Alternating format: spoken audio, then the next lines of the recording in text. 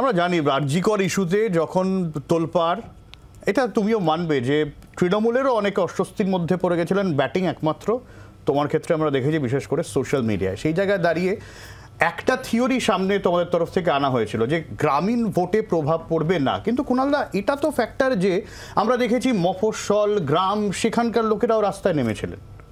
আসল বিষয়টা হচ্ছে আমরা যেটা প্রথম থেকে বলার চেষ্টা করেছি যে আরজি করে যে ঘটনাটা ঘটেছে সেটা অত্যন্ত খারাপ এবং আমরা সবাই তার বিচার চাই। কলকাতা পুলিশ 24 ঘন্টার মধ্যে ধর্ষণ এবং খুনে যে অভিযুক্ত তাকে ধরেছে। এবার এটা একটা অত্যন্ত খারাপ ঘটনা, সবাই তার প্রতিবাদ করছে, কিন্তু পাশাপাশি খেয়াল রাখতে হবে যে বাম জমানায় ভরপুর এই ধরনের ঘটনা ঘটতো, খুব খারাপ। ডক্টর অনিতা দেওয়ান, নার্স বর্ণালী দত্ত, এইসব হয়েছে।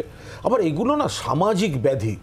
ভারতবর্ষের অন্যান্য রাজ্যে যেখানে বিজেপি বা অন্য দল আছে এই সামাজিক কুৎসিত ঘটনাগুলো ঘটে, কিন্তু এখানে মূলত বাম এবং অতি বামরা তারা কিছু মিথ্যা বিকৃত অডিও ভিডিও বিবৃতি, মানুষের যে আবেগ, যে একটি মেয়ে এইভাবে মারা গেছে, সবাই আমরা আবেগতাড়িত ছিলাম, তাকে একটা বিকৃত পথে নিজেদের রাজনৈতিক দেউলিয়াপনাকে ঢাকার জন্য একটা রাজনৈতিক হাতিয়ার করতে গেল। ফলে প্রথম দিন 14ই আগস্ট যে মানুষকে দেখা গেল তার মধ্যে সাধারণ ঘরের সবাই ছিলেন, কিন্তু তারপরেই বাম অতিবামরা মিলে যে পলিটিক্সটা ভুল জিনিস ক্রমশ সব ধরা পড়লো।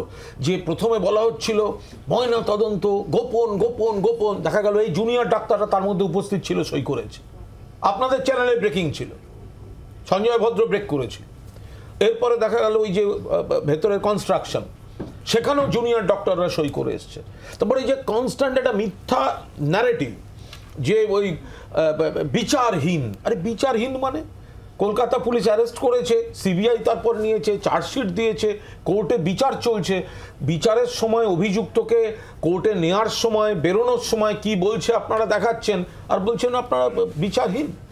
মানুষ কিন্তু জিনিসটাকে, ঘটনাটাকে সবাই মিলে আমরা নিন্দা করেছি, মানুষও নিন্দা করেছেন, কিন্তু সেটাকে নিয়ে যে বিকৃত রাজনীতিটা করতে গেছে সেটাকে মানুষ সমর্থন করেনি। সেইখানে দাঁড়িয়ে আবার যে উন্নয়নের যে রাজনীতিটা, সেই উন্নয়নকে মানুষ সমর্থন করেছেন। আর শ্রমিক যেটা বললেন, তিনি বিজেপির সাংসদ, তিনি যেটা বললেন যে আসলে সমস্যা হচ্ছে যে আসনে বাংলায় ওরা যেতে সেইখানে গণতান্ত্রিক পদ্ধতিতে নির্বাচন হয়, আর যে আসনগুলোয় ওরা হেরে যায় সেই সময় ওরা ভুলে যায় যে এই 6টা নির্বাচনও কিন্তু কেন্দ্রীয় নির্বাচন কমিশন করিয়েছে, এই 6টা বাই ইলেকশনও কিন্তু কেন্দ্রীয় বাহিনী দিয়ে হয়েছে।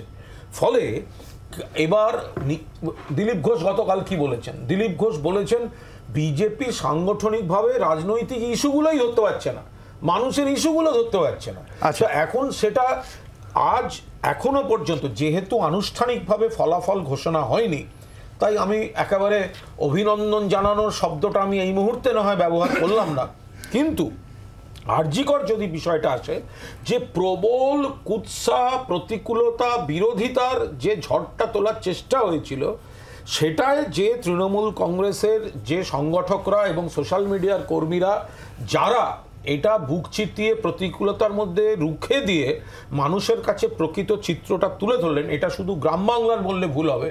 এই ভোটের মধ্যে বহু জেলা শহরও আছে, এবং যখন ভোটগুলো এসে আবার কলকাতা বা চারপাশেও পড়বে এই একই রেজাল্ট দেখা যাবে।